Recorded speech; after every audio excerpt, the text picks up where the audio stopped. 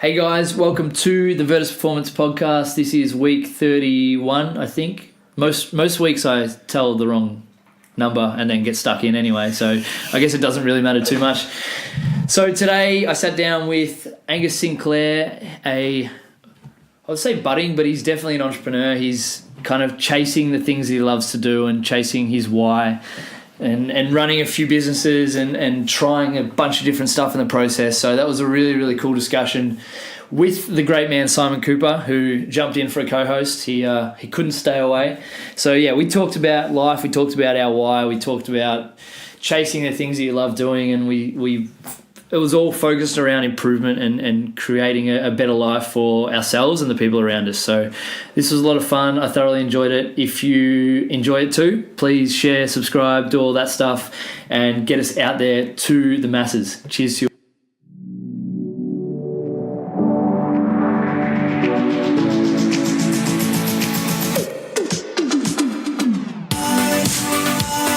My personal and business goal is to be just a little bit better every day.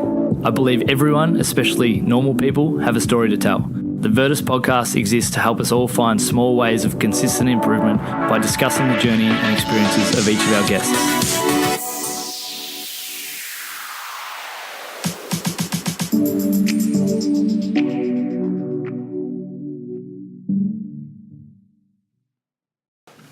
Simon Cooper, Angus Sinclair, welcome to the podcast. Thank you very much. Good to be here. Second that. Good to be here. Thank you. You're back. You're back in the co-hosting chair. Back black. Yeah. Coop's been, for those that are listening, Coop's been bugging me for weeks to get back in the chair, so welcome. Finally got my wish. Loves it. Angus, first question for you. Yes. What gets you out of bed in the morning? What gets me out of bed in the morning? Alana and the gym. So Alana is my partner, but I do like starting the morning with a nice sweaty gym session. Good. And it's only been the last probably 2 years we've been really getting into it, but starting the day with a gym session and a bit of a cold blast in the shower. Hey, you're one of those ones. Yeah, a bit of Joe So Rogan good. spec there. Coop does that as well? Really? It's just the very last bit of the, probably 10 seconds, just like, and then just get out, you're like, let's go. Yeah, ready to go. What? So tell me why you do it. Why do you guys both pump the cold in the shower before you start your day? It's that boost of adrenaline, I suppose. I first heard of it through Joe Rogan actually, and then one of my mates, Nick, he actually said that he did it, and I was like, I'll give it a whirl. It sounds like a terrible idea. I'm already mad in the morning. I'm going to get mad. But it actually, shocks the adrenaline and gets you going. Yeah. I'm the same. Good way to start the day. It's not always comfortable, but I guess forcing yourself to do it really. You start the day with a harder thing. Start the day with a win, and then once you've already had a win, then you get on with the rest of your day. So I'm a night showerer, and I don't think that'd help. That'd work if I did it at night, because I'd just be like, I'm fucking not going to sleep now. Yeah, it's probably the best idea. I'm up forever. I always make my bed as well. I'm a solid believer in making your bed, getting that first task done. I love that. Yeah. It's just, I've always done it. And my mum always said, obviously make your bed, but I think it's always been driven into me, if you make your bed, it's first task, and you can go on to whatever else you have to do. Again, it's like an easy win. It takes 2 minutes, just make it look nice, and then... the way you do one thing's the way you do everything, right? But then again, there's all these research studies from Harvard and stuff saying that there is people that make their bed have more bed bugs. So look, what are we winning there? Apparently, messy bed bugs don't like really beds. And it's efficient. I think it's from a really logical the way guys view everything. It's very efficient because we can just slide back in and it's ready to go when we get home. Yeah. But if KP's I'll occasionally tuck her in, but if KP's still in bed, I'll pull my side over and that'll be it, because I tend to leave a little bit earlier than she gets up. I think I'm a bit like OCD as well, so I don't like walking in. Say if I've gone out and I walk back in, and the bed's messy, it just kind of got a bit of a tick going, twitching. I'm very OCD as well. I agree. I just like having. Even if it's not super neat and organised, it's got to be orderly chaos. Yeah. As you said, OCD then, I remember myself when I first came in, this here was on an angle, and I remember you can see it as a perfect line. You straighten the clipboard up. And then when you said OCD, I'll worry about my phone, I was going to do this. Get the ruler out and I always have everything. For those that can't see the visual, because it's an audio podcast, Angus has lined up everything in front of him, including his morning I gym. like order. From a philosophical sense, what gets you out of bed in the morning? From a philosophical sense, that's a hard question. Can I palm back to you and see what you start with? Yeah. Three things. I want to show up, I want to smile, and I want to make a difference. That's my mantra. So that's like very good. even the mornings, and there's been a lot more of them lately as we're getting towards the end of the year. But even the mornings where I'm so tired I just can't pull myself out of bed. If I get to work, I'm showing up. If I smile, I'm making someone's life better. Yeah. If I'm making a difference, then I'm making a difference. So That's awesome. that's mine. Now what do you got? I would actually be very similar. It's funny you say that. My LinkedIn profile, the blurb thing is Good. I'm an energetic problem solver that loves to smile. I like it. And so I love solving problems for other people, and as you said, making other people happy. And I think in the last few months I have had a few jobs and a few roles I actually haven't quite enjoyed, and it hasn't brought the best out of me. I think when you're not being the best of yourself, you're not projecting good energy onto other people. Yeah. So I think one thing that I have been trying to do in recent times is just be happy myself, and then so I can project that energy onto other people. I like that. What do you do day to day? What's your What's my day to day? Yeah.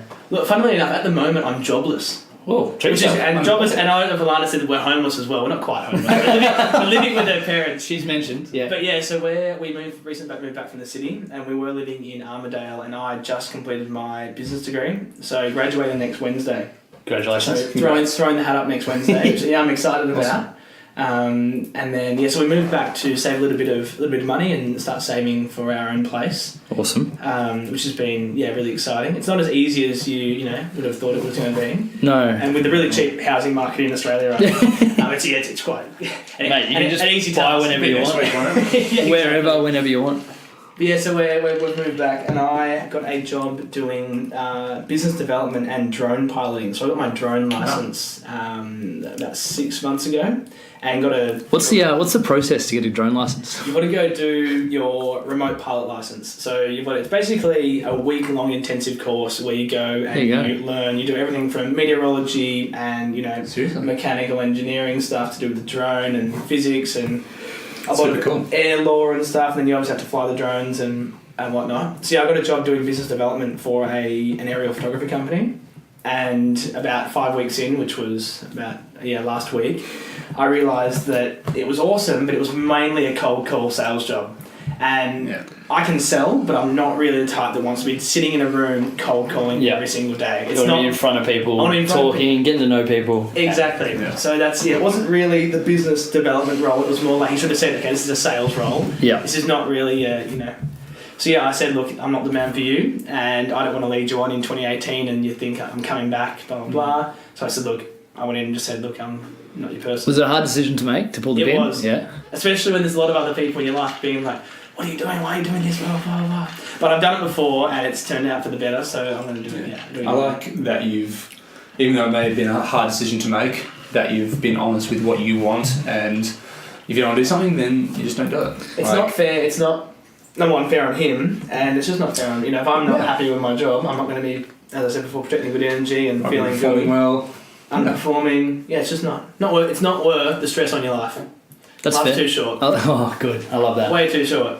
So if you're doing something you don't love, fuck it off. Don't do it. And there's a lot of older people will say, obviously you need to have commitment in some things, or in most things. But if you're not enjoying it and you're not giving it your all and your heart's not in it, don't continue doing it. Yeah. Obviously you have to be financially stable and all this sort of stuff. But if you've got the opportunity to and step it's aside, good you're able to see that other side, because I'm a big believer of, if you grow up, you get to 18, 20, you pick what you want to do, and then you work until you're 60, and then you die at 80, maybe, if you're lucky. If you're really lucky, you might get to 90 or 100. I'm going to live to 140, 150, I've decided, just to make sure we fit everything in.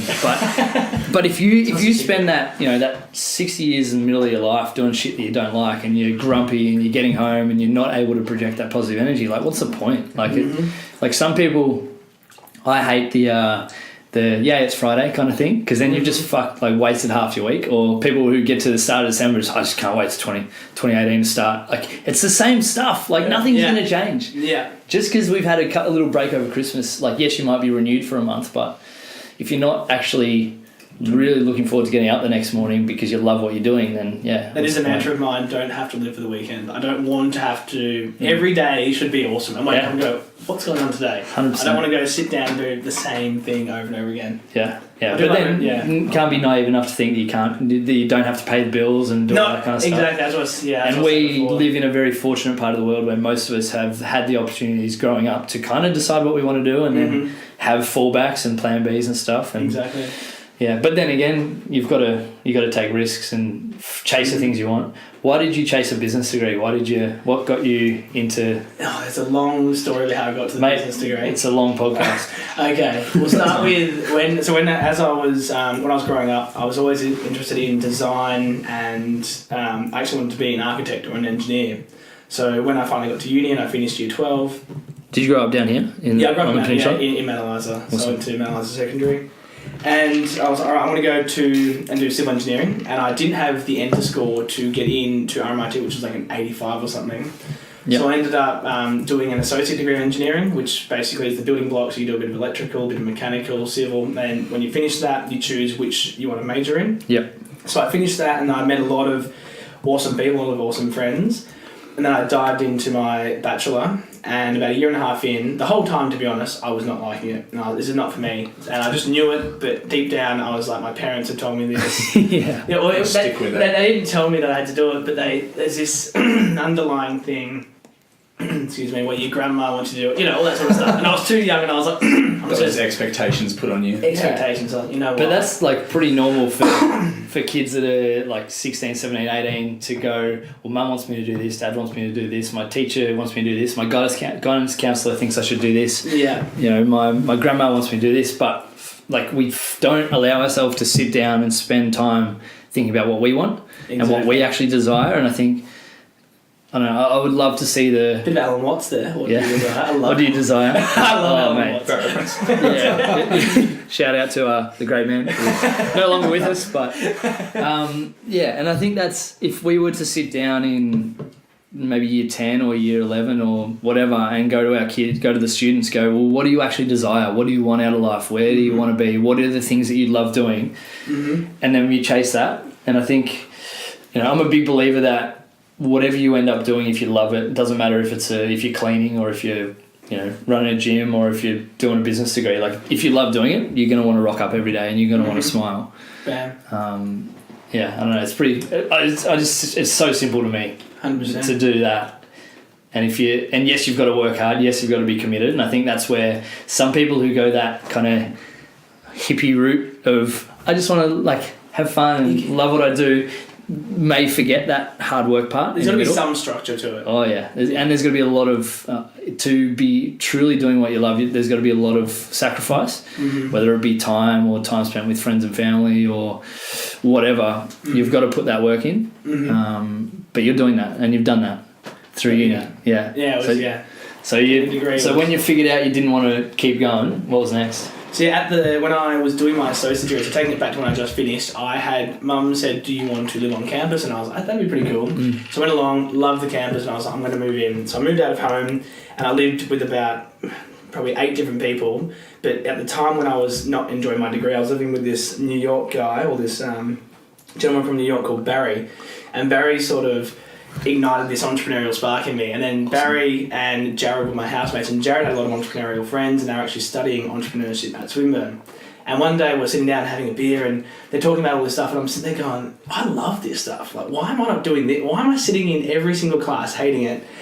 So I started thinking about it, and for a solid 4 months, I ended up going along to business classes and just seeing if I enjoyed it. And sure enough, it was sort of like a Steve Jobs sort of thing. Because I remember hearing someone say that, I was like, I'm going to do that and see if I actually like it. So I did that, and then eventually I made it in my own mind, I'm leaving this course.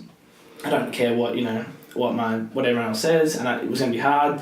So I decided to defer, and when I deferred, I said I was going to work a little bit, and then all my friends in November were going over to America. So I'll go on a bit of a boys' trip, blah, blah, blah.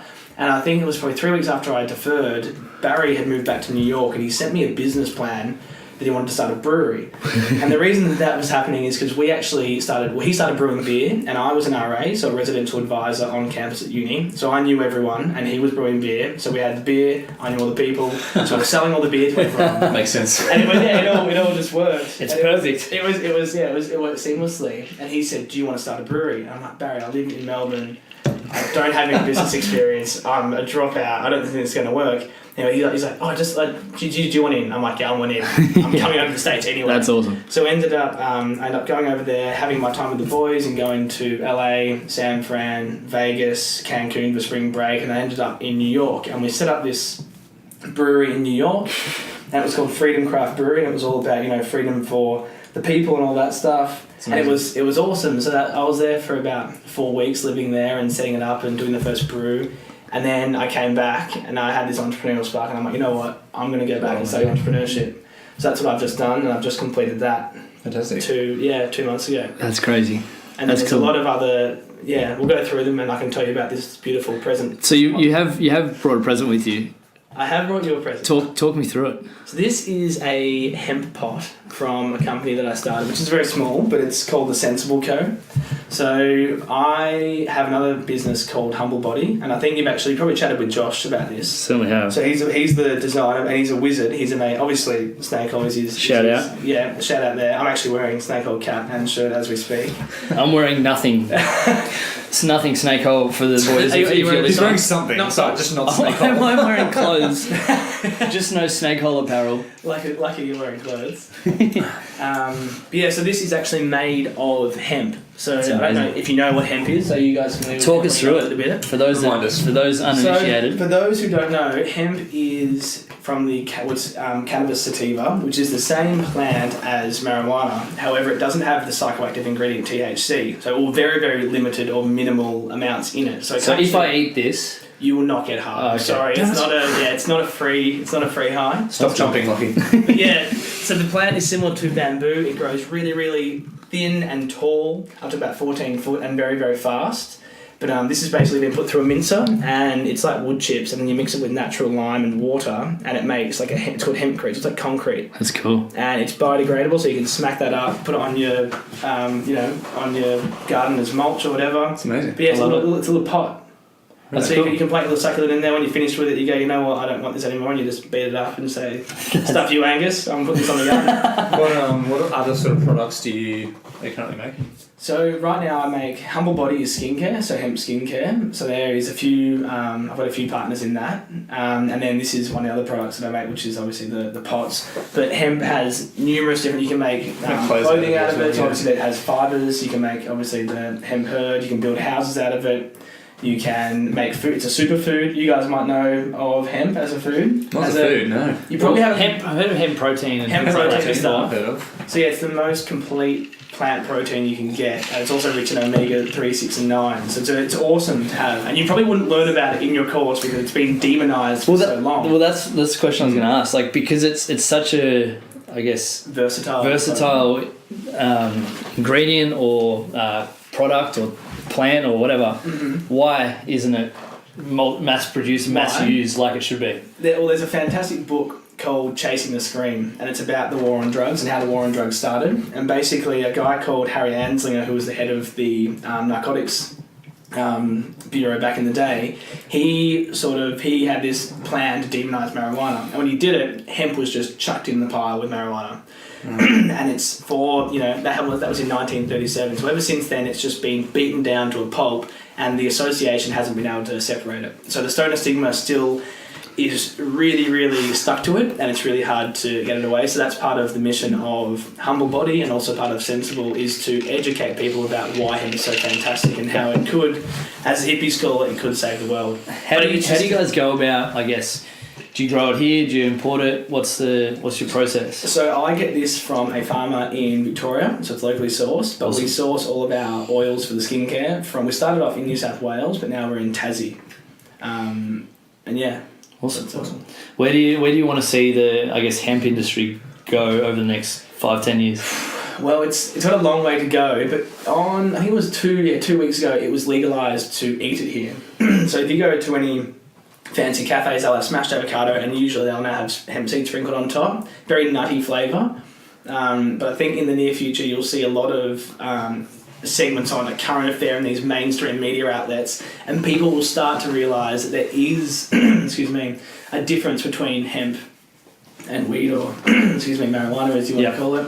And yet people will catch on and start to see, number one, that it can be very lucrative if with economies of scale and people start using it for different things. Yeah. It could be a big money maker. It already is in Canada. It's $1 billion industry. In the States, it's $1 billion industry. And this is non-medical side of it. But now the states are starting to legalise marijuana in a bunch of different states. Do you think that will stop or start to improve the stigma around marijuana? We need to, and hemp? They need to be separated. Yeah. And funnily, last week they had the hemp convention in Melbourne at the exhibition centre, and I walked in and got handed a sticker that said, I don't know, guys, I swear here, but it said, get stoned as fuck every day. And it just ruined, I was like, you're ruining the whole stigma, you're ruining it for everybody, because there was all these, water pipes, but there was just all these bongs around. I'm sitting there going, this is not what hemp's about. This is not what I'm about. And it was really frustrating that all these people that maybe didn't know about hemp that were coming along with their uncle or whatever walking through, being like, they just go, bam, marijuana. They're getting these photos of these hemp plants. It's like, dude, this is not what this plant is about. So we need someone, a thought leader, to come along and say, all right, it's like Elon Musk comes along and electric cars were kind of like, electric car, what? Yeah. I think goes like 2 kilometres an hour and fucking runs out of power, But now all of a sudden everyone's like, that thing is sexy, that thing is awesome, I want one of those. So it needs something like that. But I would love to be a part of that. Who are the mainstream guys pushing it the most? Pushing it at the moment in Australia? There's a few. Margaret River Hemp Company. They've got some amazing products. You should check them out. But the two of those business partners, they're really, really pushing it. And there's a lot of people that are pushing it in the farming realm. Yeah. But you need a special machine called a decorticator, which separates the fibre from the herd and stuff. Yeah. Okay. Which is what this is made out of. Yeah. So there's all these different people, but a lot of people have been very, they've promised things and then they haven't delivered. So they have, for example, said to farmers, you should grow this hemp, I'll bring my decorticator along and you can make X amount of money. And at the end of the day, they actually don't rock up with the decorticator, don't give them what they promise, and the people are like, well, stuff hemp. I'm done with it. Is it a very regulated industry? Highly regulated. Right. The reason we actually started Humble Body was because you need to either be researching hemp as a scientist, or you need to be selling a product that is hemp related. Yeah. So it's really cool. So what would the mission statement be for Sensible Co and Humble Body if you were to tell it to someone, elevator pitch to someone you've never met? The Sensible Co, the tagline for the Sensible Co is hemp-based homewares that are practical and functional, not simply decorative. So I think a lot of our homewares in this consumeristic environment we're living in are just Me Too products. They're bang, bang, bang, pumping out products, exuberant prices, but they're just ending up in landfill. So creating...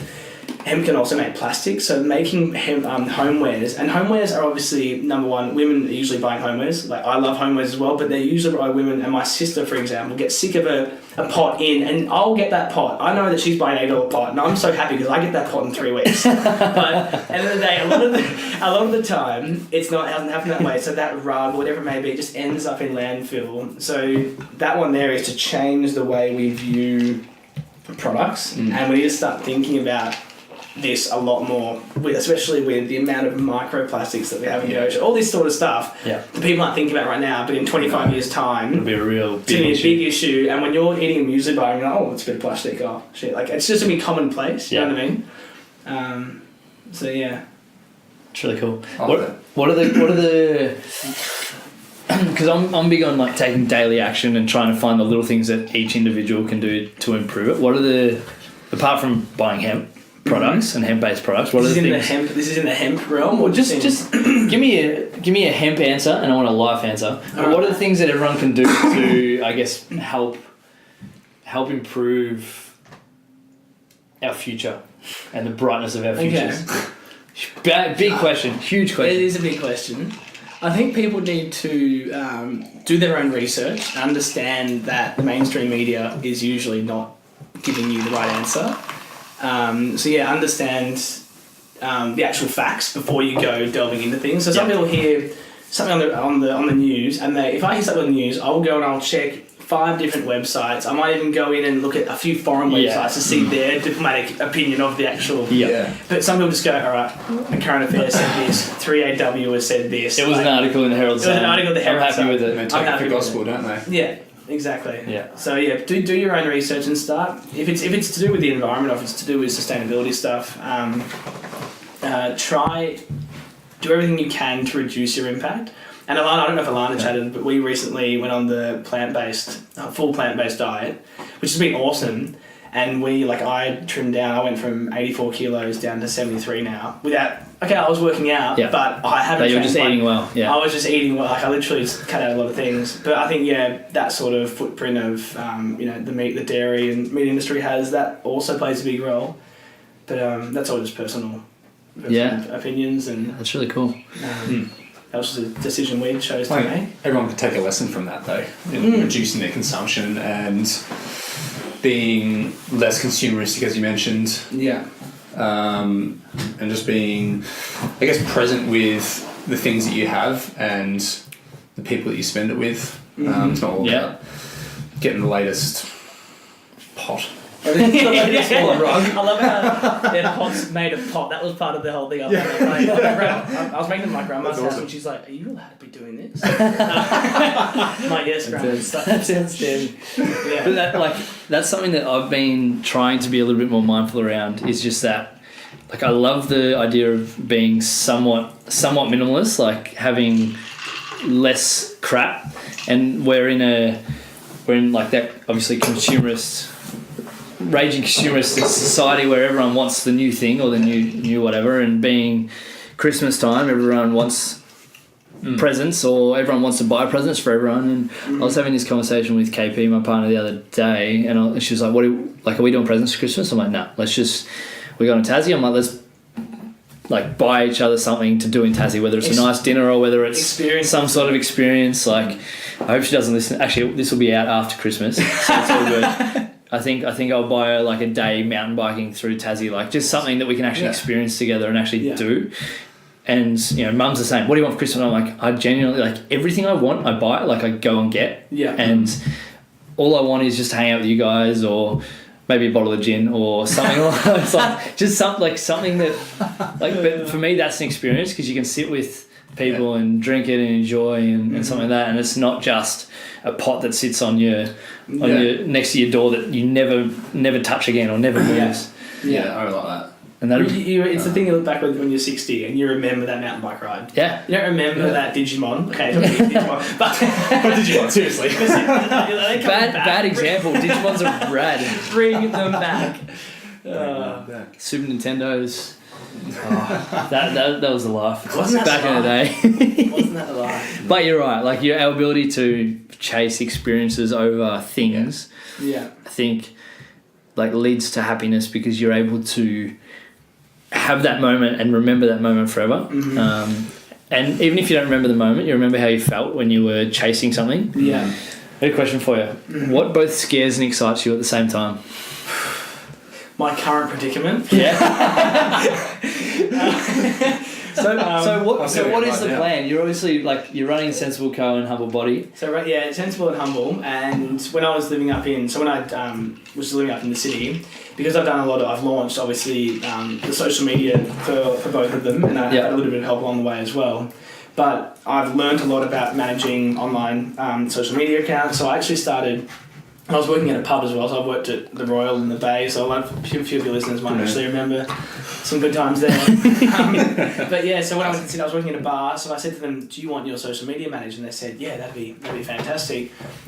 So they started paying me a wage to do it, and then I was doing them, then I got one more pub, which was Arcadia Hotel in South Yarra, which was awesome. So the Wolf and I was in Chapel, Arcadia was in Toorak. Awesome. And I got 2 F45s, so I started bringing in, that was my base income. Yeah. But I found that when I was going along to the businesses, I was basically almost business mentoring them or analysing what they were currently doing, why they're succeeding. Because social media, right now, if Vertus didn't have social media, how the hell am I going to find you? Exactly. So your online presence is your brand now. It's so important to be able to beam off, come here, like, this is an amazing thing, we've got an amazing community, come along. Yeah.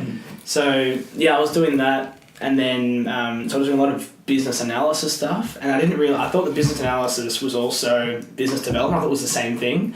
But when I actually left my job last week, I met up, I chatted to a friend, one of Alana's friends who does recruitment, and she said, Angus, you're not a business developer. That's part of your job, but you're a business analyst. And I'm like, what even is that? Yeah. So I went and researched it, and sure enough, it's the exact all the stuff thing you that I do. love to do, analysing what they're currently doing and negotiating with all of the, I suppose, the stakeholders in the business, being a people person, saying, all right, this is how we're going to get this project done, and then sort of, framing it all together and going, all right, how do we deliver on this project?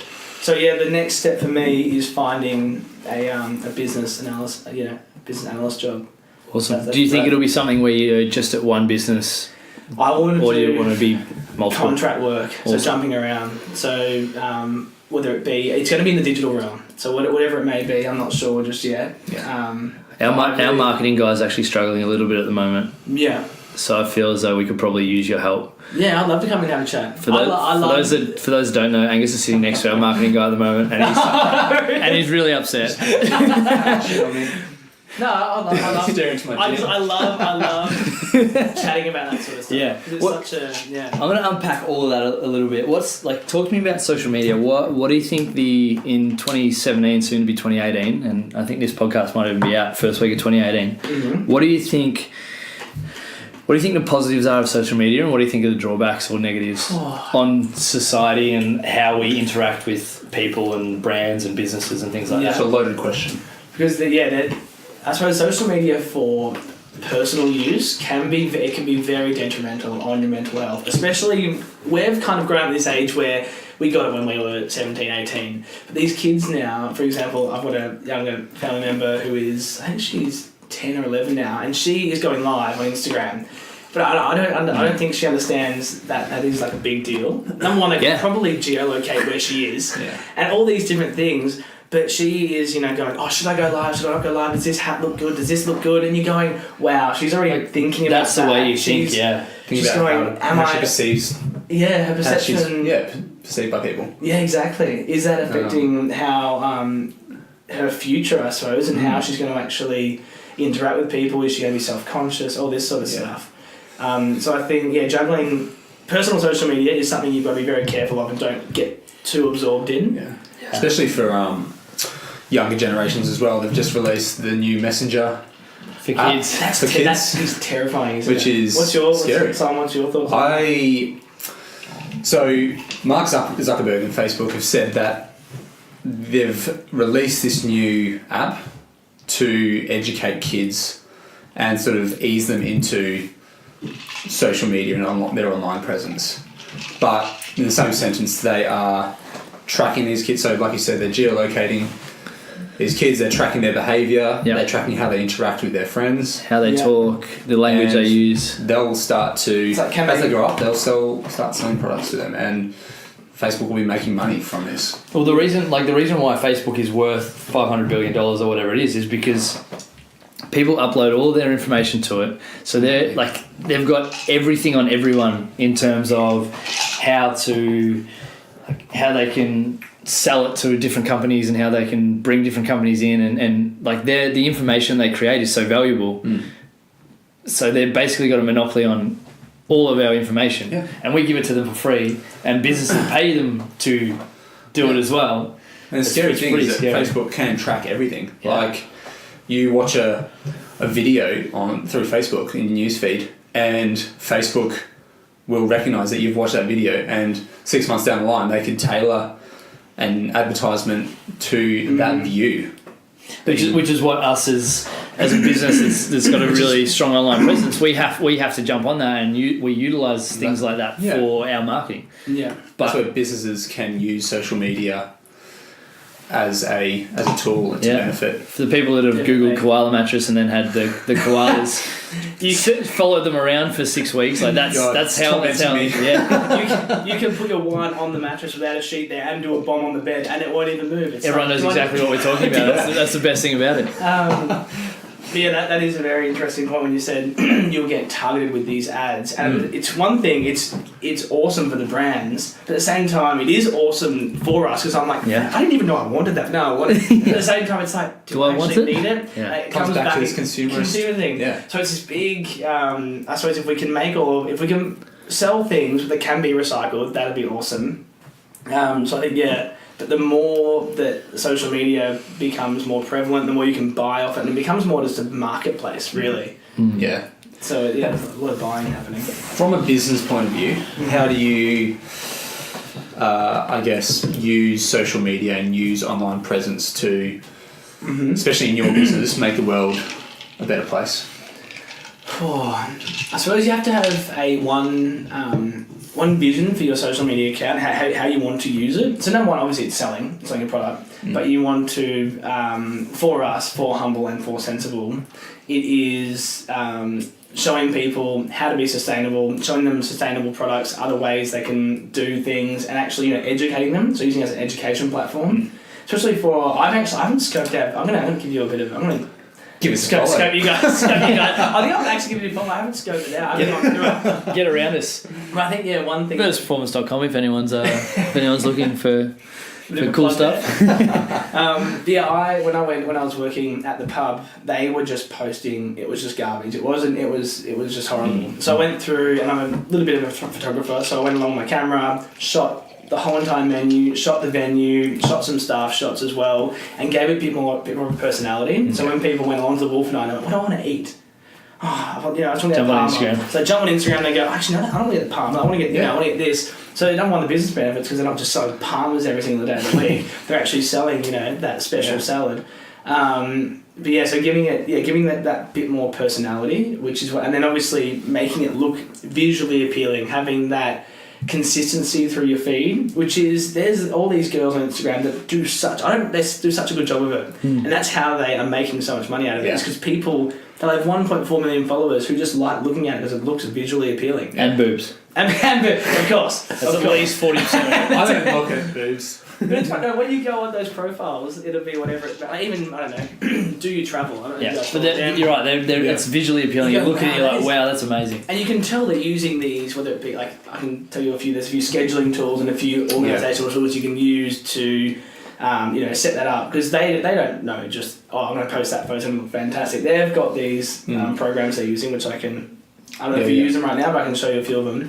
But it works, and then you want to go and follow that person. And then obviously, once you see it enough, they go, actually, I want to come on to Virtus. I want to go and see what it's all about. It looks bloody awesome.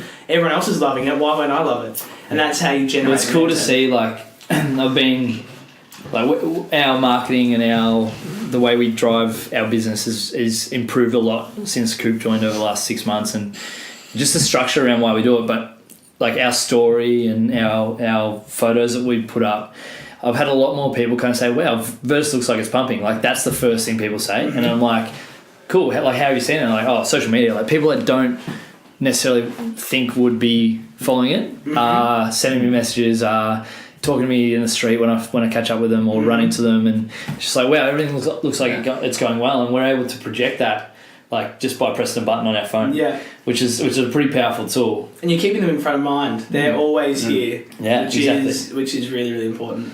Yeah. Where do you see it going over the next couple of years? Social media. And that business side of social media. I suppose right now the live thing is becoming a real big thing. I'm assuming you might go live when you have a few classes or whatever, and you've seen Instagram. They've got now the friend. I forget what it's actually called, but I can go live and then invite a friend to go live. Yeah, we've just started using that as a team building activity. We all go live once a day. That's so cool. And tell the team what's going on. Our team's gotten bigger pretty quick, so we're not able. I think today is the first time we've had all of our staff members together at the same time, which never happens. Yeah, okay. So to make sure that we're all on the same page and all listening to each other and understanding what's going on, we do a quick live video every day. That's awesome. Which is cool, and it's helped significantly with team morale and just making sure that everyone understands where everyone's at. Yeah. But yeah, that ability to utilize it for our classes or what's going on, or we had our Christmas party the other day and we went live for the Virtus Ball final, which is just a game kind of. What was it? It's Virtus Ball, so it's basically like a really simple shooting game. Okay. Basketball that we do at Virtus. That we do the Virtus Ball World Championships every Christmas party every year. So good. It's pretty cool. That's awesome. It's just 2v2 basketball basically with shooting. Yeah. So it's kind of like basketball. Which That movie is an amazing movie. Amazing movie. Shout out to Matt Stone and Trey Parker if you're listening. And we use that as our and we use it for that. But it's not something that we've used lots. But you can see how valuable it is because it's real. Yeah. You can't fake it. You can't script it really because it's just what's happening now. What's happening at Virtus right now? What's happening in my life right now? What's happening at the pub you're doing it for right now, and it's a really cool way to give people proper insight into what you're doing. Definitely. And it gives it personality as well. Yeah, exactly. And one of our big things that we try and push is that we're not just a regular gym. Yeah. And it shows that we're taking the guys down to the beach, or we're going out for coffee with 20 people, or all the different lifestyle things that you're able to show. It's not just the sets reps of a deadlift or a squat or something that everyone does. Yeah, that's the thing. We're not just, like you said, we're not just a gym, and life doesn't just revolve around the gym. It's all the stuff behind the scenes like nutrition and sleep and how you're eating. There's a lot more that goes into it. Exactly, and there's a lot more to a happy life than. Without you're pointing at me, by the like Christmas socks, aren't they? Yeah, they are Christmas socks. Oh. It's actually a T-Rex in a Santa suit. That is if you're wondering. That is fantastic. That's awesome. So definitely agree though. with your business analysis stuff, what's been the most, valuable things you've learned, both about the businesses but about yourself while you've been going through it? Oh goodness. I've realised that I am very analytical and quite critical. Yeah. I think the perfectionist thing comes along, and sometimes I have to kind of go, okay, it doesn't have to be that perfect. It doesn't have to be that square. You don't have to line up your wallet, your phone, and your drink bottle. It's a good problem to have. It's a good problem to have. It is a good problem. Sometimes it can cause issues. What have I learned about myself? I enjoy it. I suppose I've learned that I really, really enjoy it. That's and good. I really, really enjoy helping other businesses. And I love projects and working on something, helping someone, and then going to the next thing. And it'd be like you guys here. You're not just running a gym. It's almost like Apple. You're not just selling a product. You're creating this lifestyle where people, they feel a part of something bigger than themselves.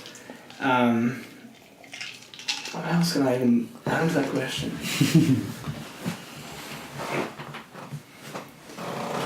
Got front of blame. But how like one of the main things that I learned, especially at university, was work ethic and being able to commit to something, work hard at it, and reap the rewards of that. Yeah. That's probably the biggest thing that I took from uni. Yeah. Just being able to solidify that work ethic and have it translate later in life to not just work but other endeavours. Because there are so many times at uni when you're like, What do I do with my life? well, I want to go to this class. Yeah.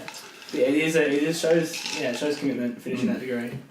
Do you? So I guess being in the position you are now, having moved on from the job that you had last week, and having I guess all these options, do you get anxious about not making the right decision or picking the right one or anything like that? I am a firm believer in trusting your gut. Good. I always trust my gut, and if you're not feeling it, which I wasn't, and don't get me wrong, the job I had was awesome. It was someone's dream job. Yeah, but it just wasn't for you. I was going along, I was flying drones, I went up in a helicopter and did an orbit of this ProBuild website and shot this from a helicopter. That's awesome. I was flying a blimp. There's only 4 blimps in Australia. I flew a blimp. There was yourself. That's right. There was some cool stuff. It was a cool job, but it was just not for me. And I was sitting there every day. I only did 5-6 weeks of it, but every day I went in there, I was like, this is an awesome job and an awesome team, but it's not what I want to do. And I felt this anxiety coming over me, and I just felt like I'm not loving it. I'm not. My heart is not in this. It's not. And I felt this gut feeling, and I'm like, you know what? If I leave this now, what is the worst that can happen? I'm going to be able to. I'm like a cat. I'm going to have to fall on my feet. Can you repeat that? Because so many people need to hear that. You're going to be okay. What is the worst that can happen? It's exactly. I've done it once before when I left uni and then came back and did the entrepreneurship degree. Yeah. And I didn't have any. I sent in my bank account when I did that. And I just think I listened to a lot of podcasts, whether it be the Founder podcast, How I Built This with Guy Raz, all these sort of podcasts, and every single person has this turning point.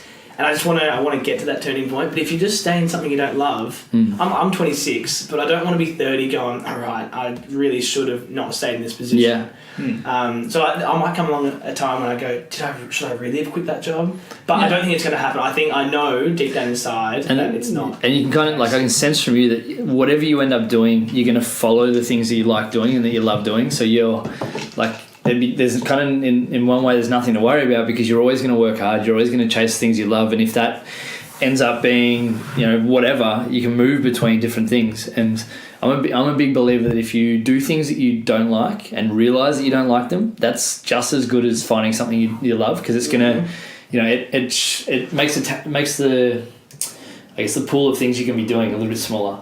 Every time you find something you hate, no, fuck that off, we don't need that. We move to this. You've got a big list and you just... and just crossing things off. I 100% agree. I know I don't like cold calling now. I know that for sure. I don't like working hospitality full time. I might want to run my own venue one day, but not work. There's a lot of different people like cold calling. Yeah. Cheers to you all, but oh man, I can think of. It's not a fun. You got to be able to deal with a lot of rejection. You do have to. Yeah, it's a very good, like, for that small short period. Yeah. It was a good thing. It's a life lesson. And even if you are doing something you don't like, you're going to learn from it, and you're going to have, I guess, things that like you get out of it that you'll use in all the other things that you do now. Which is I think it segues nicely into failure as well. And I was about to say the exact same thing. Great minds. Well, I'll stop it. Great minds thinking like. Yeah. Failure isn't failure because you always take something from it. And like you said, if you find something you don't like, well, that's a win. You found something that you just ticked another box, and you've learned things that you can take into your next project. Excellent. Like that post I put up during the week was all around failure and all the times I've fucked up in the last 12 months. And it was like, yes, I've fucked up. Yes, I'll continue to stuff up and have things go wrong, and we'll try something and it won't work, but that's okay. Is reverse performance to where it is today. Pretty much. And like, what's that Edison quote? Like, I love that. I haven't failed. I've just found 1,000 times it didn't. Yeah, exactly. Exactly. It's perfect because it's just. I tell you what, there's a lot of energy just flowing around the room here. Thanks, Edison, for sponsoring the lights in this room. When you said the failure thing, the business degree, I did Bachelor of Business Entrepreneurship and Innovation, and the entrepreneurship side, which was the main focus, focuses on failure and how failure is not what people perceive it to be. And in Australia and America, it's very, very accepted. But when I went and lived in Germany for about 7 months, and I studied there, and it was awesome. I studied at TUM, which is the Technical University of Munich, and it's called the Entrepreneurial University. And Munich, the culture around failure is very different. When I said that I left my engineering degree, they said, "What did your parents say?" And because it's so conservative, their failure, they've got a lot further to go to that acceptance of failure as compared to America and Australia. But Berlin, there's a big startup culture, and they're embracing that. And Munich but just it's ingrained in their culture. You should stick at it. Don't even think about stopping it. Just keep going. Then it's just not. I don't think it's worth it. You've got 80 years. Yeah, exactly. Oh, I think I don't want to stick on 80. Is that right? I've probably spoken about this in every podcast, but one of the things that it's mind blowing to me that people do things they don't want to do.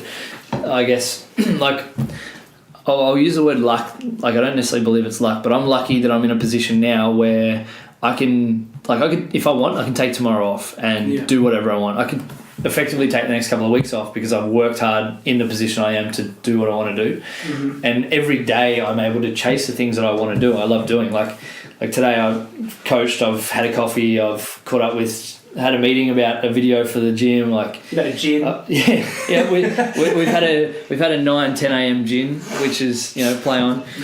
Like we're hanging out and doing a podcast. Like every little thing that I do is something that I want to do, and I think I'm in a very fortunate position that I'm able to do that, and I'm able to say that. And I feel as though you two are both in exactly the same position. Like you'll do yes, there's hard things and there's things that you don't necessarily want to do, but you know it's centered around your bigger vision and what you actually want to do. So you're willing to put in the work, but at the same time, you're not going to do shit you don't want to do. You're just going to move on. And chase the fun stuff. Yeah. I'll just quickly cutting quickly. One of my little mantras. You're allowed to do that, mate. That's Sorry, definitely mate. allowed. Can't touch cut the bottom. Cut us off. Talk to us, Coop. What's up? One of my little mantras recently has been to find solutions to things, and one of the ways, and not just to big problems, small things as well. But one of the things I think about is what do you want to like? If I've got a decision, do I want to do it? Do I not want to do it? That's an easy decision to make. But I think people get caught up in that. Yeah. What they want to do and what they should do. And I think people should be doing, like you said, people should be doing what they want to do. They should be passionate about it, wake up in the morning, look excited to attack the day, and not looking forward to the weekend and thinking about what they should be doing and trying to meet the escape their lives. Yeah, we should be dreading waking up. And that's how I felt. Yeah, I know exactly what you mean. Yeah, and I think, but you've got to, like, there's what you want and there's what you need, and they're two. I think they can be the same thing, but sometimes they can be different things. And like, I might want to take the next 6 weeks off, but I know I need to be at work at some point. Yeah. But because I've chosen a role, career, job, whatever you want to look at, I've chosen a role that I love doing. Like, if I go on holiday for the next week, I'll get anxious about wanting to be at work and wanting to do work, which is the best. It's cool. Like I got a couple of holidays coming up, and I'm really excited to go away and do work that is different and actually spend time looking at the business from a bigger perspective and looking in on everything rather than being in the bubble, and getting outside the bubble and actually questioning. Getting a bit of perspective. Exactly. Should we be doing this? Should we be doing this? What about this? Yeah. And that's only come through a couple, 5, 6, 7 years of hard work and putting like sacrifices and time and all that kind of stuff. Did you always want to start your own business? Probably didn't know it, but I was probably. But you always had it. I was probably always going to be my own boss. Like, Dad's a podiatrist, but he's run his own business since before I was born, I think. Yeah. He worked in a hospital for a while and then started his own business. And I think seeing him work incredibly hard as we were growing up, but at the same time he was able to take us to footy, he was able to take us to running training, he was able to spend the weekends with us. He was I remember when I was younger he would be home a lot later than he was as it went on, but he was probably able to make that decision because he was his own boss. Do you think he inspired you to go 100%. 100%, yeah. Without talking to him about it and without me realising it, it's something that the first time I kind of realised it was just like, well, I was probably never going to work for someone else for a long period of time. Like, I was always going to do my own thing, and whether I was working with someone or whatever, I was always going to be making the decisions because it's what I wanted to do. Yeah. And, like working a few jobs, I was lucky enough to have some pretty rad jobs, like growing up, like Rebel Sport and a couple of other cool jobs. We were able to... Frankston Rebel Sport? Frankston Rebel Sport, yeah. Probably sold me some ASICs or something. Probably did, mate. I probably did. Sales, maybe. I was the king salesperson at Rebel Sport Frankston for a lot of years. There's probably still a plaque on the wall for the day I got 100 sales in one day. But anyway, but like I was always probably moving towards having my own thing. And whether it was, I got into this industry because I like sport, like a lot of people do. Like, I got into exercise science because, well, sport's fun, and let's try and do it. I want to be able to run fast. Yeah, exactly. Yeah. So, it's a natural progression of I tried a lot of shit that I didn't like, and I was able to move forward into the I want to run a business, and then when you're like. And this is something for the people that do want to run businesses, and a lot of people do, especially now that entrepreneurship's kind of mainstream and kind of cool. Everyone wants to do it. Yeah. But it's there's a shitload of dark days and long days and failure and stuff like that. But it's the best thing in the world when you can have a day where you can kind of like, it's kind of, you can step back, look at the thing you built. Yeah. Look at what you built, and it's kind of like, well, this is moving. And even if, and people think like.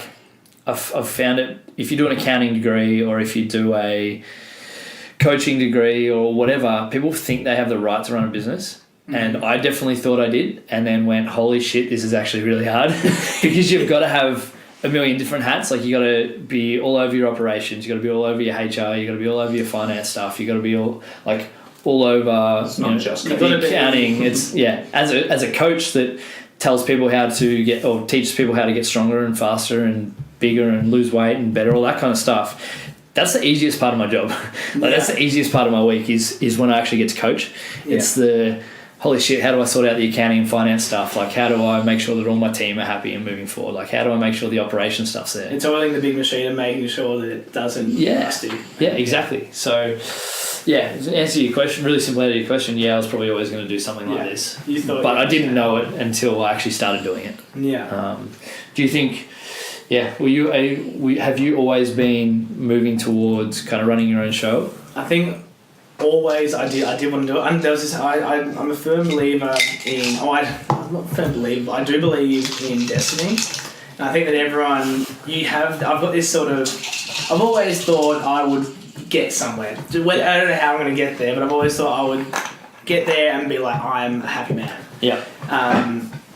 So I think, I always wanted to do it. But I think I was always told you should do, because I loved engineering, I loved design and that sort of stuff, you've got to be an engineer. So I thought that's what I had to do. Yeah. So I think, not that I wasted a lot of time, because it was not wasted. I learned a lot of things through those years doing those different degrees. But I think, I always do want to do something. And that's good that you can actually look at it, and Coop's just pouring himself another gin, if you guys can hear that. Triple shot.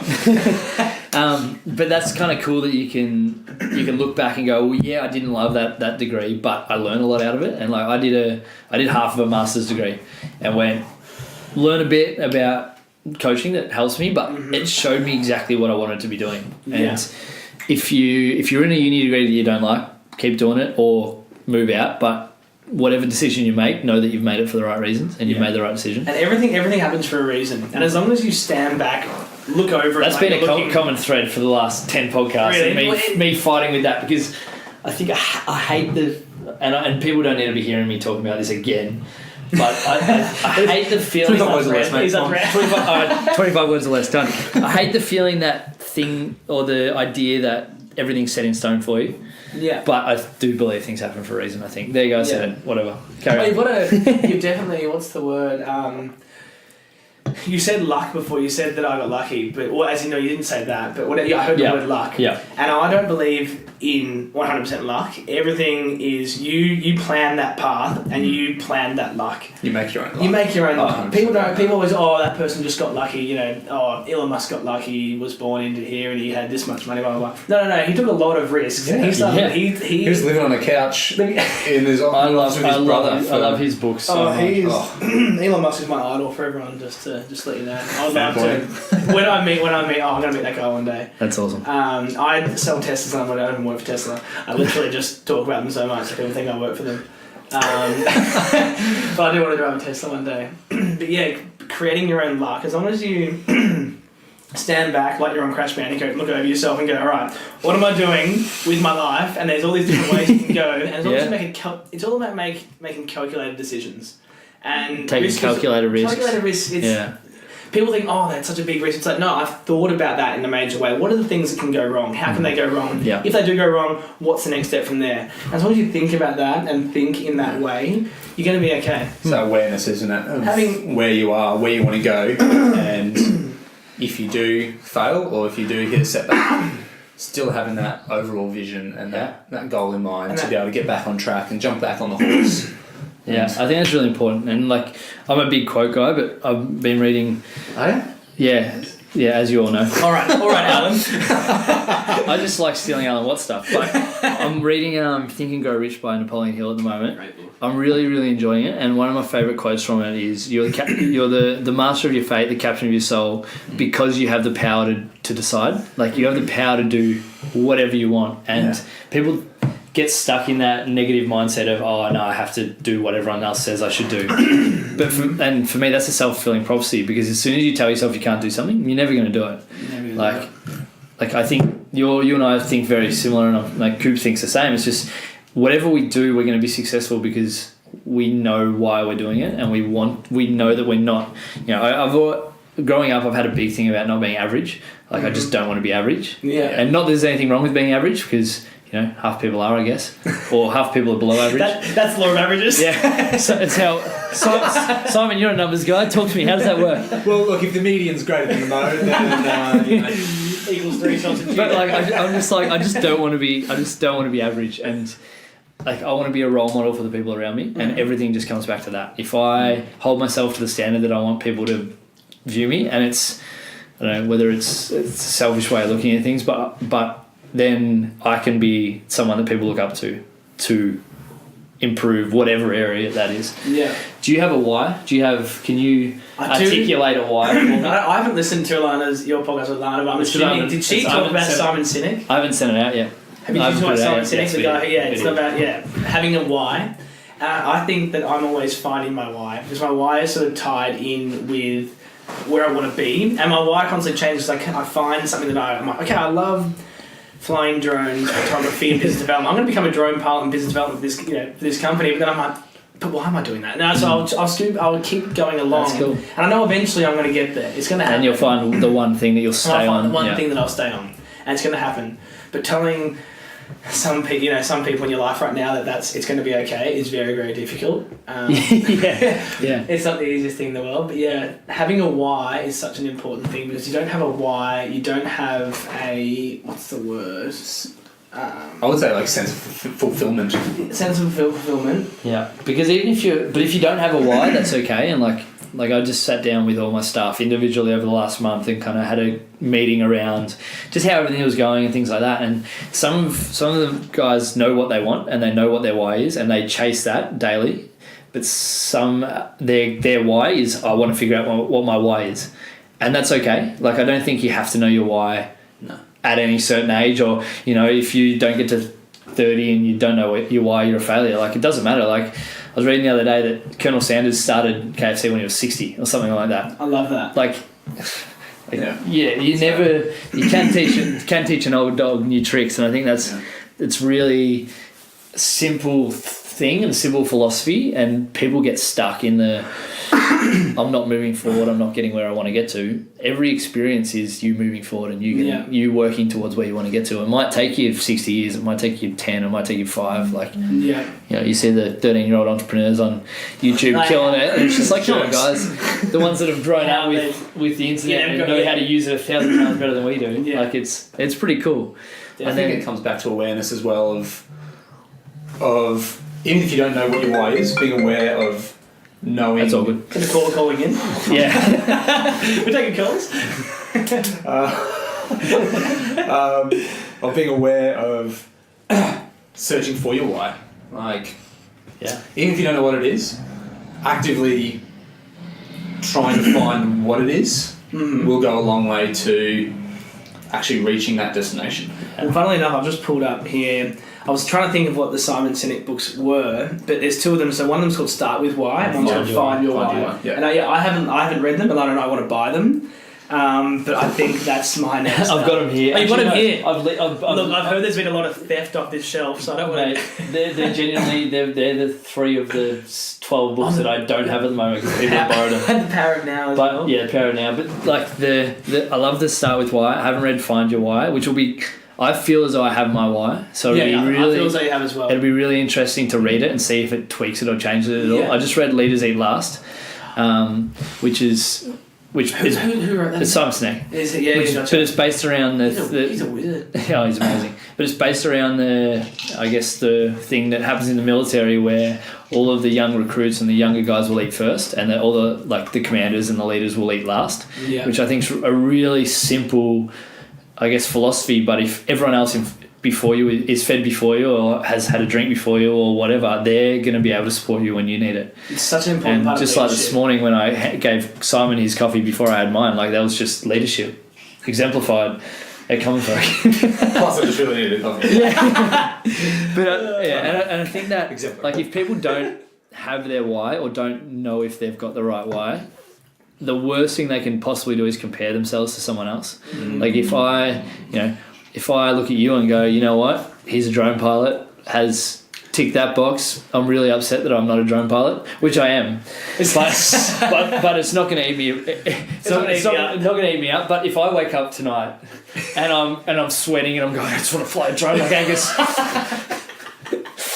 then I'm in trouble. It could happen. But it's that its ability to separate what someone's doing to what you're doing, and it's a common theme throughout a lot of these podcasts. But if you can compare yourself to you and where you were yesterday, you're probably going to be happy. Yeah. And I find we do a lot of goal setting and talking with a lot of different people, and the people that are happiest don't give a fuck about anyone else. They're worried about what's going on in their world, and if they were this weight today and they want to be this weight in 3 months, then that's what they're worried about. They're not worried that Simon is shredded, ripped and jacked and all those things. Like, they're worried about them. The true fact. And that's it. But he is. Look, it's a gift and a curse, really.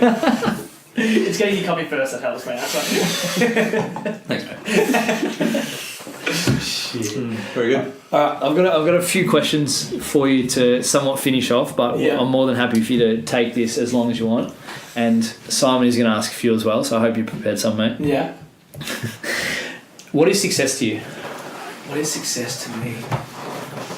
Oh, success and happiness chime in the same. They're in the same ballpark for me, and that's the one reason that I was really I wasn't happy in that last few weeks, and in my own opinion that I wasn't being successful because I wasn't going to work, giving it my all. My heart wasn't in it, and I was feeling bad because I'm not doing the right thing for this guy. I'm not doing the right thing for myself. Yeah. So success for me is happiness, and it's finding my why, and then at the end when I always want to be happy, obviously, but and understand that and be successful all the time. But when I get to 55, 60 and I've got kids and I'm sitting there, hopefully having a beer on the beach, wherever it is, and go, this is what success is, and I'm so happy. I've got goosebumps. I just said that. Maybe it's going to happen. But that's awesome. It's amazing. But just being sure of yourself. Yeah. Don't doubt, because I could have just gone, I'm just going to stick it out at this job.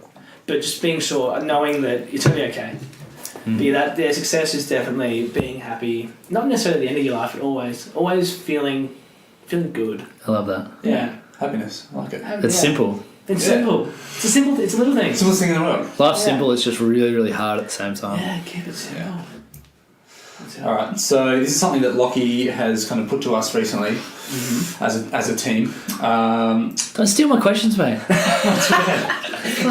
You copyrighted that? It's definitely not mine. It's an Alan Watts thing. If money wasn't a question, and if you couldn't fail, what would you do? Oh, goodness me. What would I do?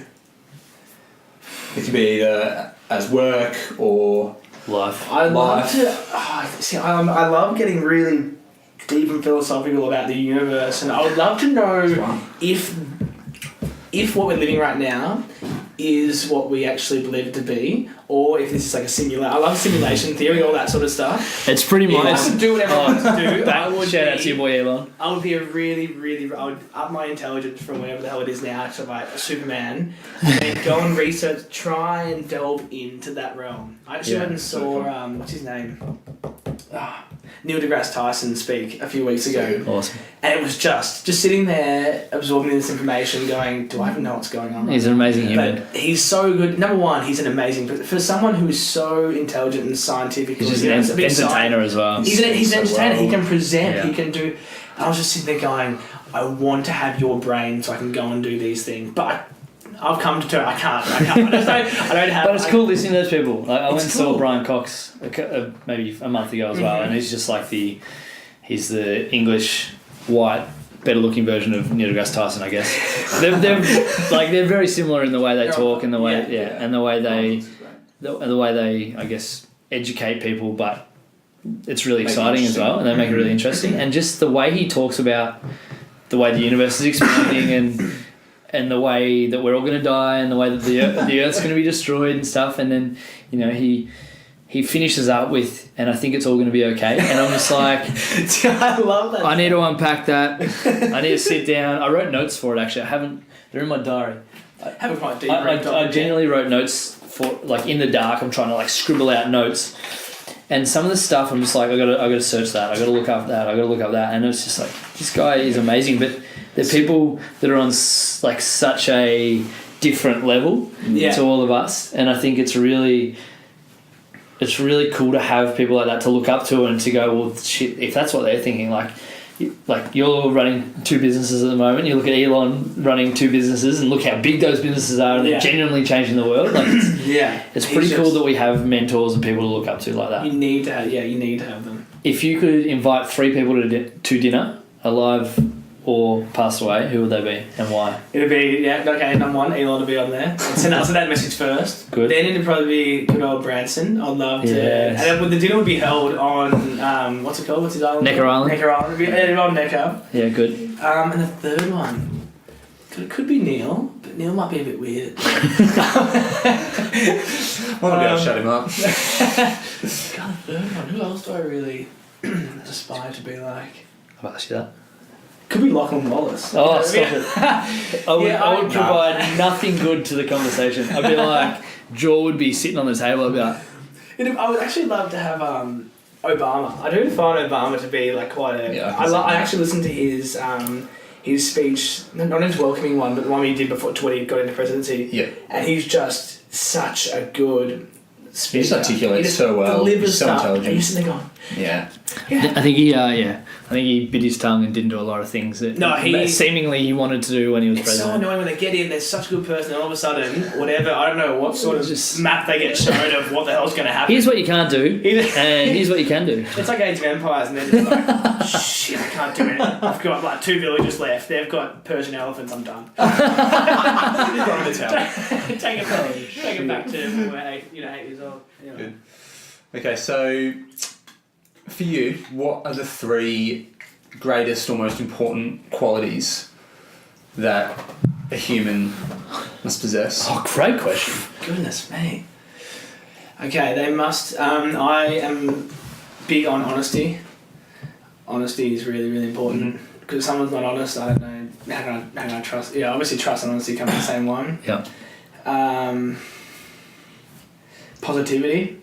Even when everyone feels down a little bit, and obviously in this day and age, God, like there's so much going on. Especially I feel for the younger kids that are coming up with social media, and they're just being, this is what you have to be, this is what you have to be, blah blah blah. Yeah. But yeah, being positive, even if it is pretty crap. Like I'm not having a job right now, but I'm like, still smiling. It's the sun's out. It's okay. I'm still, I'm not sitting on, in some, exactly, or I'm not in some slum in India. Like, I'm very fortunate. Do you think that positivity comes from perspective?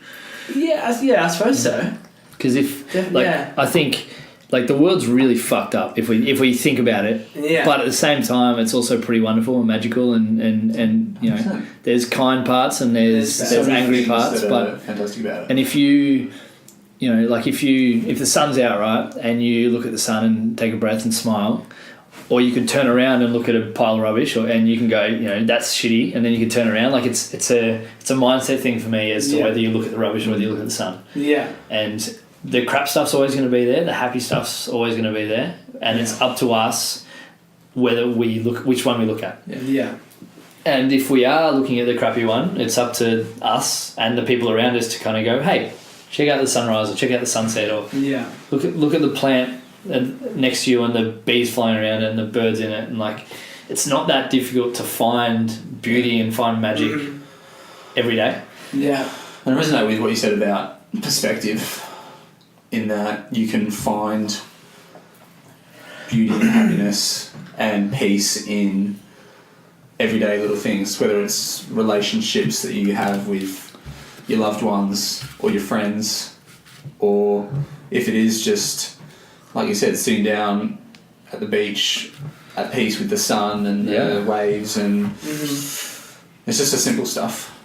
Yeah, it is interesting. Actually, back on the Simon Sinek thing, when you were talking about seeing the rubbish or seeing the sun, I was listening the other day to one of his quotes talking about he was at uni and it was free bagel days. We're at the canteen, it was free bagel days. And there's this massive zigzagging. And he goes to his mate, let's get a free bagel. And the mate just turns and goes, dude, that's a long, I'm not standing in that line.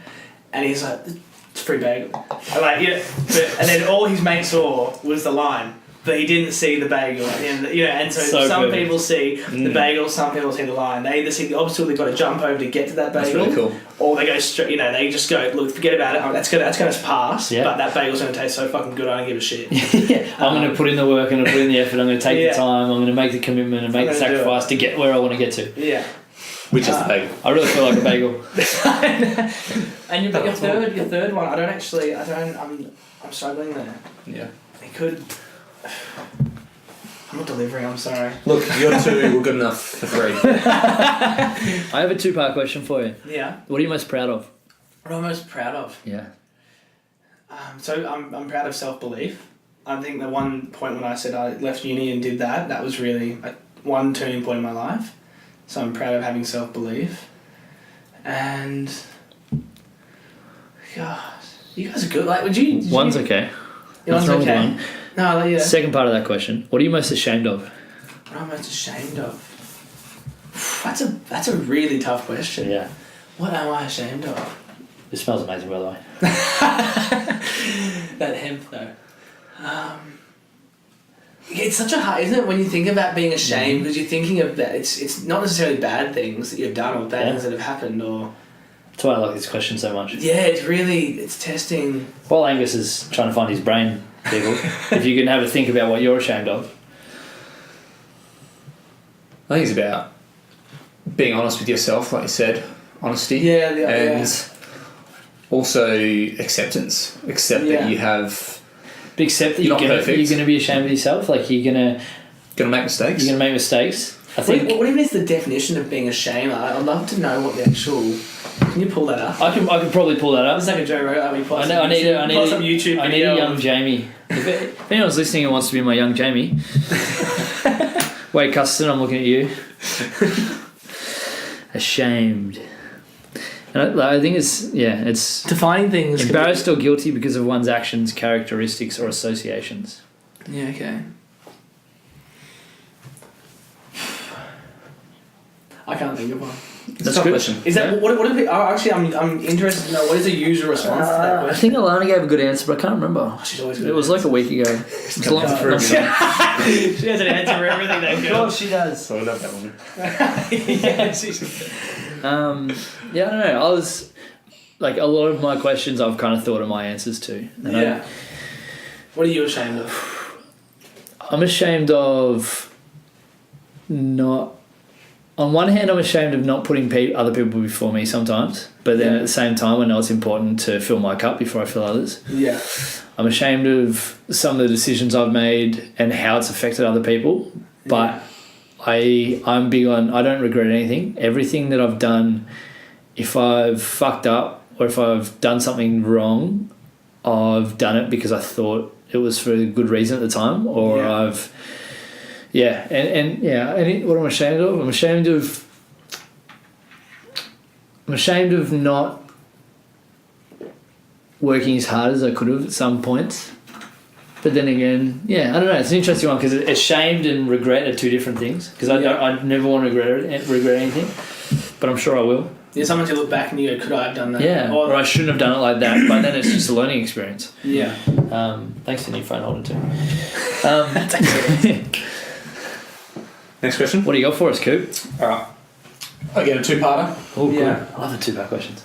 I know this is something that Lockie's probably got loaded in the chamber. But alright, so favourite book? Favourite book? I love 4 Hour Workweek. I've got to go back and read it again. Actually, I've read it. Yeah, I've listened to the whole entire audiobook and read it. I've got to read it again. Yeah, right. What other books are? I like It's Not How Good You Are, It's How Good You Want to Be. It's real short and sweet. You can read it in an hour, having a beer, and you'll walk away and you'll be like, "This is awesome." Author? Can you find the author? This is. Google it. You're in charge. And then send me the link and I'll buy it. Yeah. I have a book. You've got a problem. I've got a problem with books. I buy way too many books. There's worse problems. For the 27 people I've lent books to, if you could bring them back at some point, that'd be great because I keep looking for them, but I don't know where they The are. world's best-selling book by Paul Arden. Well, I don't So it's just basically full of. It's just great. Send me a link. Yeah, I'll send it. Yeah, you will. Well, yeah, that will be. And it's second part. $10.60 on Booktopia, just for those out there. Booktopia, Booktopia greatest plug. thing in the world. Bloody bargain. Treat yourself. It's cheaper than an audiobook. Alright, second part of the question. Favourite movie? Favourite movie? I forgot my... Actually, do you know what? Probably I don't know if it's my favourite, but Blade Runner 2049. I really, really liked it, and the reason is because I didn't know what to expect. That's cool. I've never seen anything to do with Blade Runner. And I watched What's the original first? first? It was after it. Ah. And I went, now I understand why all that happened. So there was a few things unturned I didn't understand, but I thought it was an awesome movie. And I love futuristic stuff. I love thinking about, could that be the future? Is Google or Apple or Amazon going to be, I forgot what his name was, the guy with the weird eye, but could they get so powerful? Yeah. That sort of, I love that cool. movie. I like that movie. If you could be remembered in one sentence, what would it be? I'm going to say happy again. Cool. I'm always like, I'd like to be happy. If you go, So on your headstone and just say, this dude was happy? This dude died a happy man. Mate, nothing wrong with that. I like that. Successful happy man. Okay. Drink of choice. If we were to take you to a bar right now, what would you I'll order? get a Stone and Wood Pacific Ale. Great Or choice. should I look? Way too much going on for... Actually, Way too much going on for a beer. true. But otherwise, I'm not sure if you guys have seen, but Jetty Road is opening in Dramata. So big shout out to Jetty Road boys. They've worked very, very hard in their opening. I'm actually going to be working there next week sometime. Awesome. But get down there, awesome beer. I'll have to get the boys on the podcast. Get them on. It's a good idea. I'm actually going to take some drone shots for Grant because he needs some website shots. Yeah, for right. the Jetty. Awesome. I'm That'd going be to cool. shoot those now. And look at that sky. God. Mate, what a day. What a day to be alive. Melbourne ticking boxes for that. What advice would you give 15-year-old version of yourself? Oh, goodness me. It'd be thinking about the reason why you're doing something. Why am I going to go and study engineering? I thought it was because I wanted to, but really I think there was I was trying to please other people, and it was just because it was what I was meant to do. Thinking more about why you're doing something. Not just doing it for the sake Not just of it. doing it because Or because it's someone what else wants society, you to or someone wants you to do it for. Yeah, exactly. Alright. Last one from me, I think. I'm running out. I got two more. Okay. If similar to a recent, or one of the other questions that was asked, if there was a movie made about yourself, what would the title be?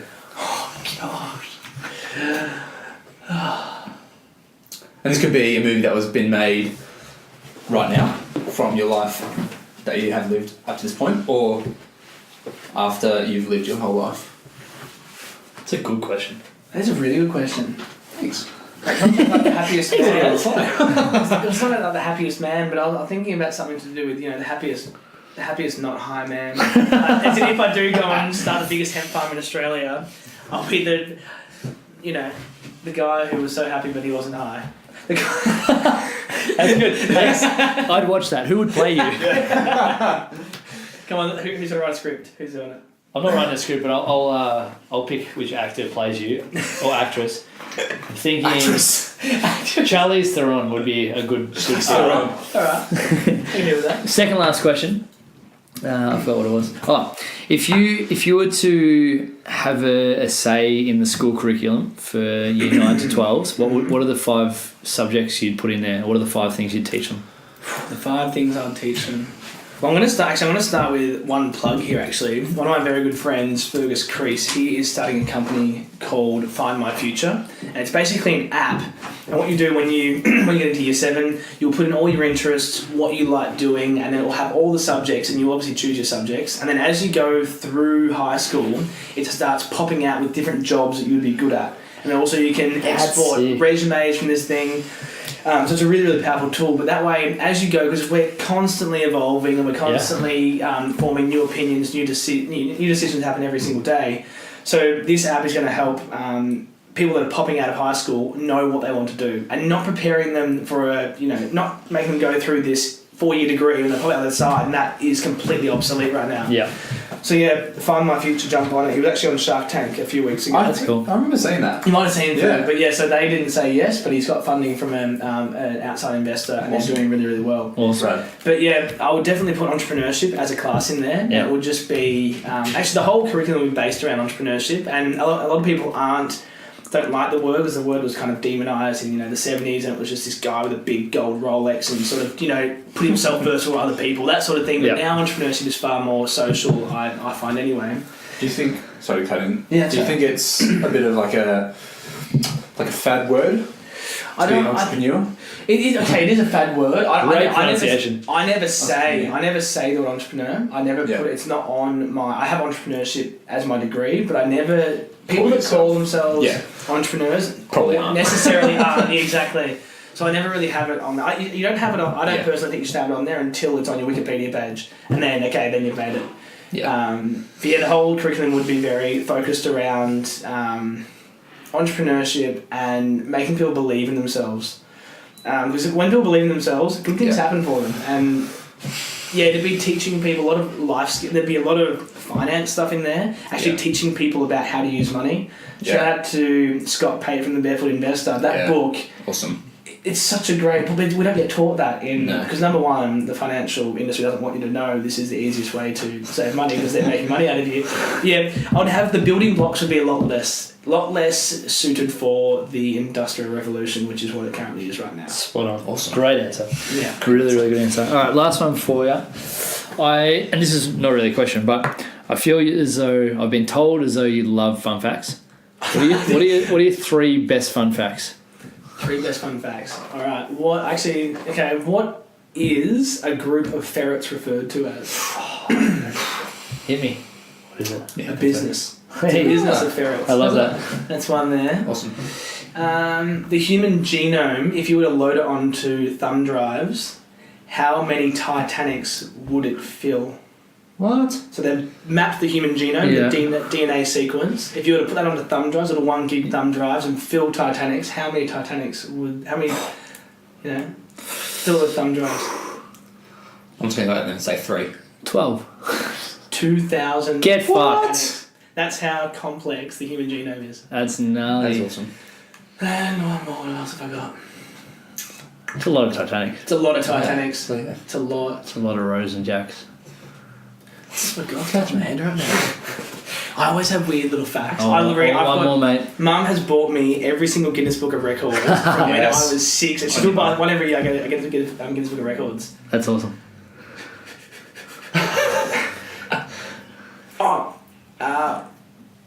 What if you are scared of acute holes, small little holes, like little dotted holes? What is the name of that phobia? For example, like a crumpet. If you're scared of a crumpet, what is the name of that? What?